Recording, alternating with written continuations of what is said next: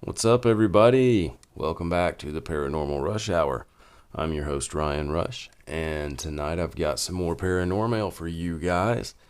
This one's really neat. I've actually had it for a little while because a friend of mine who I haven't talked to in a long time, it was one of my subscribers who I used to email back and forth with me because I had some really cool things going on, but I haven't heard from him in a while, and I hope if you're out there, everything is going really good.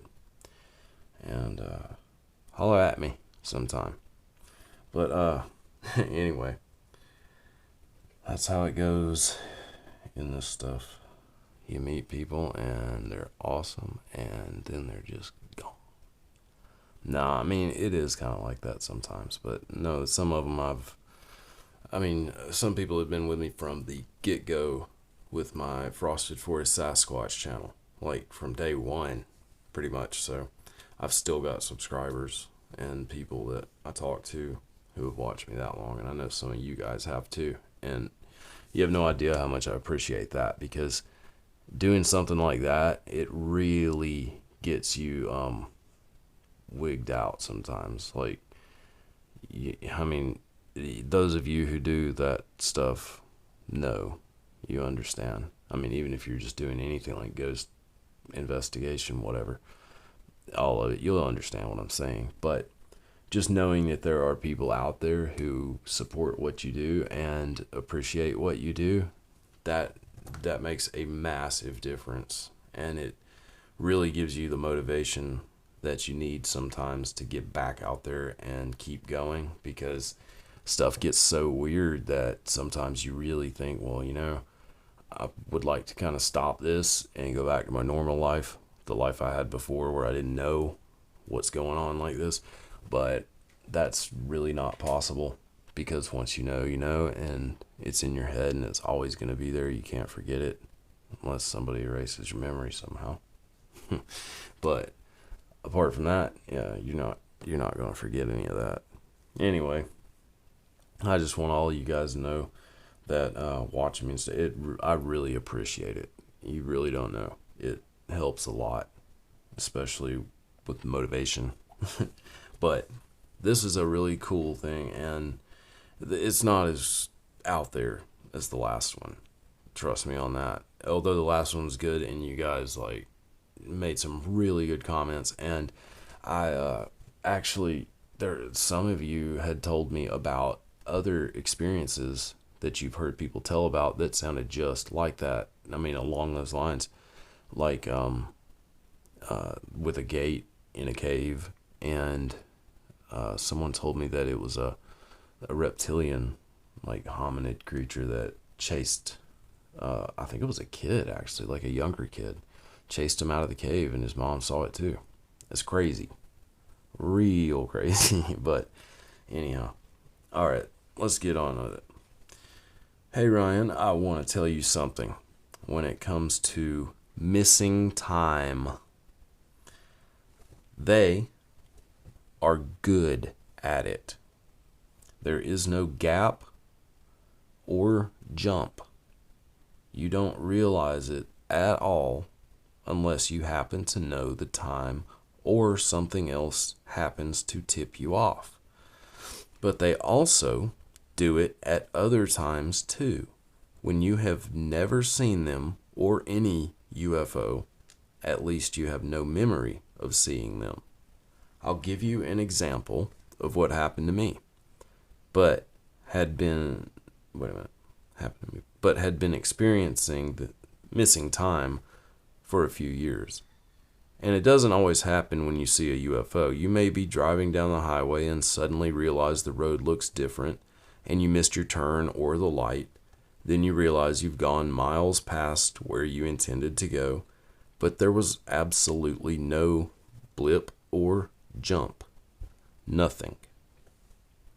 Here is one experience that happened to me. My friend Bob came over to pick me up, and his friend Gary was with him. Gary had ridden his bike over to Bob's house, so they threw the bike in the back of the truck and came to get me.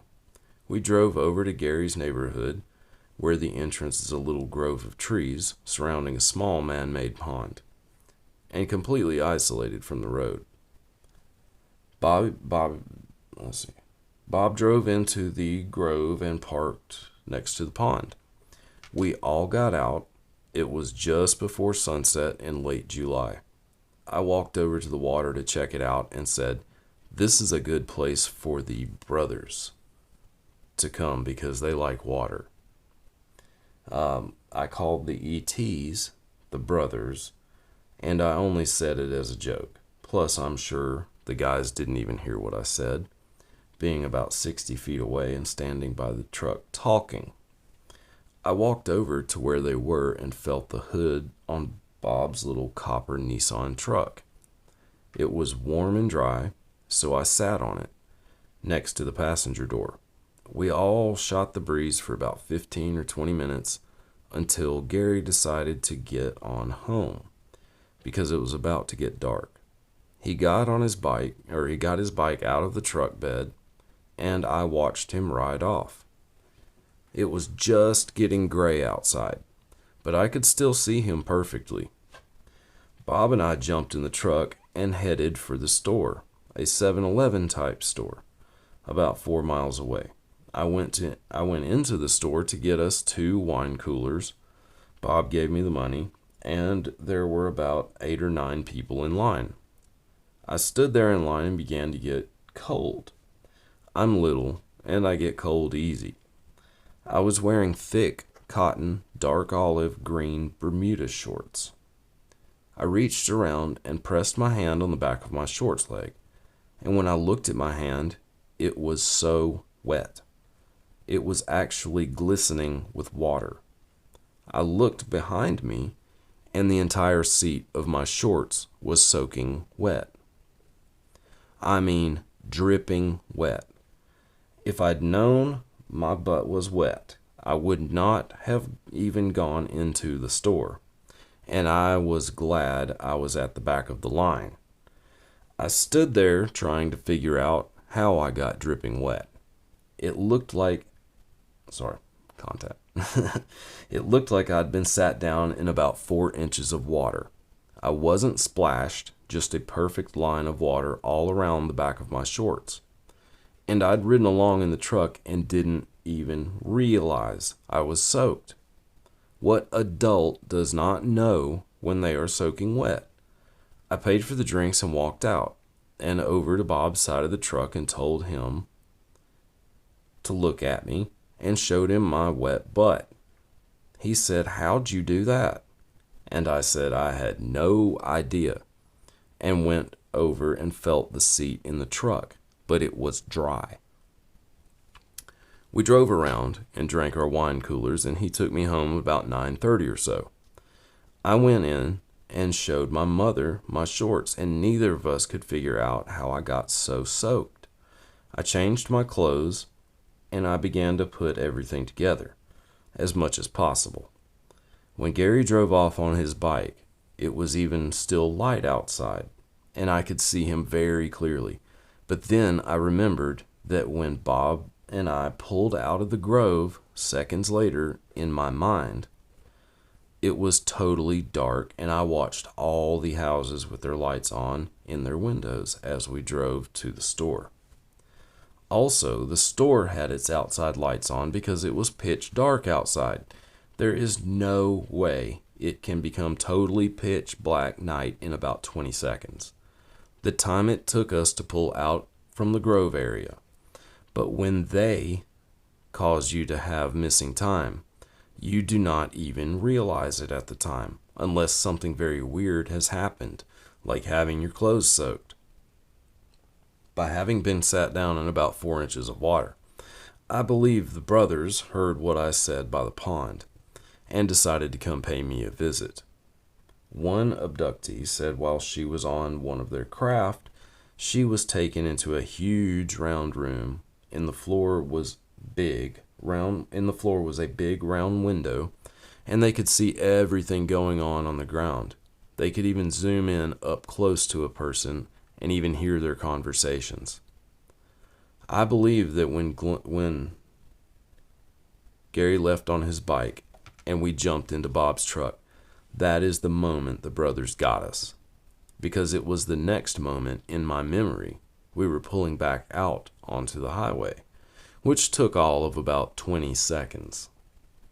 And it was pitch black night, and all the houses had their lights on. When it happens, you are not thinking correctly. I guess the brothers' spell, or whatever they do to you, still has influence over your regular thoughts and mind. To this day, I have no idea of what they did to me, but one thing is for sure. They wanted to make good and sure I knew they had taken me, because usually they are not that obvious or sloppy in their dealings with us. I could tell you about a couple dozen or more equally as weird incidents that happened to me over the years, before and after that one. It seems like a lot of other people are also seeing an assortment of strange beings in the woodlines and woods also. Keep records of your research times in a little notebook you carry with you at all times. And I'm going to keep them anonymous. So, that was really interesting. I've heard of a few things like this. There was a guy who, I may have told this in one of my episodes or something before, but there was a guy when I lived in Florida who, he lived at a yacht club, like on his boat. This is just he and his wife. And this was a friend of mine's friend who knew this guy. And he went up on deck like one night just to like drink a beer or something and hang out. And he was like up there and he fell asleep, he said. And next thing he knows, he woke up, but he was on a boat like 7 boats down from his. And he was like, what, how in the world did I get here?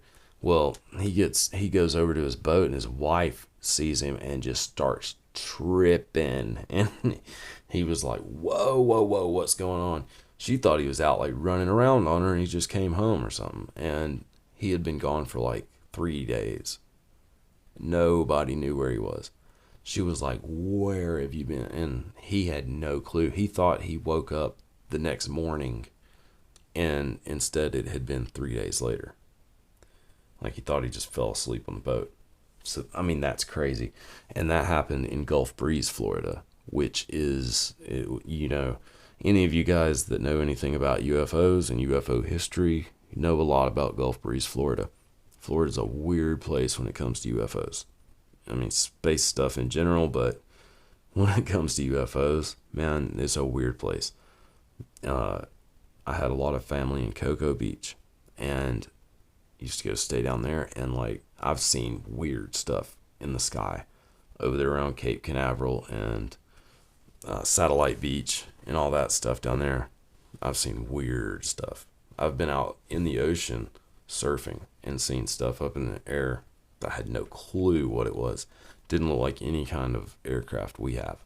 So, I mean, it was stuff like that happens all the time there. But it's crazy. Another friend of mine, actually no, it's the same guy. His brother had a job working for a certain establishment that paid him to actually go camp out on the beach and record UFOs. Like that was his job. For like 3 years he did this at Navarre Beach. Drove down there in an old Bronco and stayed in the Bronco at night. And all he did was record videos of UFOs. He said he had just like hundreds of tapes of UFOs.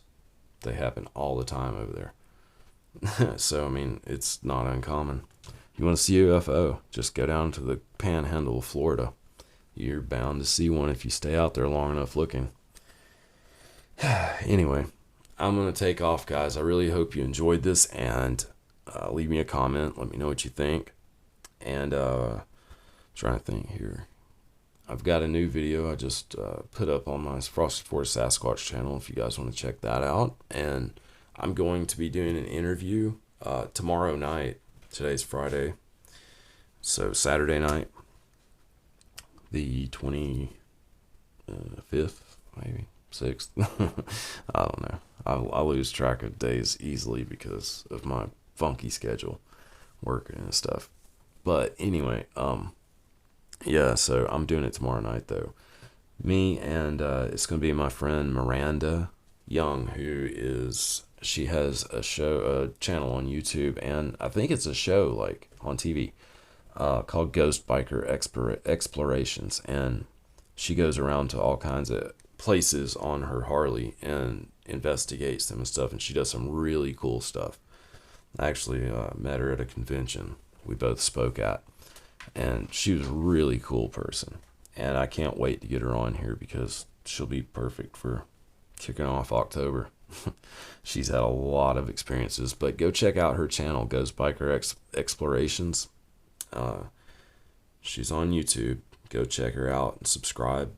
And she's just now about to release season 3, so she's done it for a little while, and she's got some stories to tell. So I think that's going to be interesting. Also, I'm going to be on Bigfoot Odyssey Sunday night at 8 Central Time.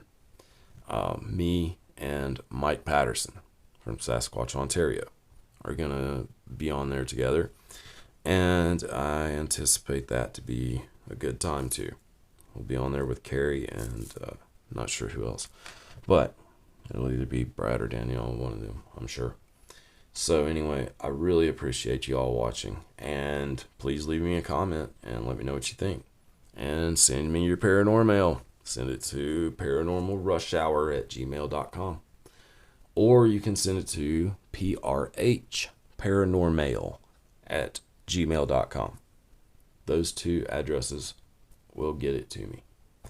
So I believe that's it.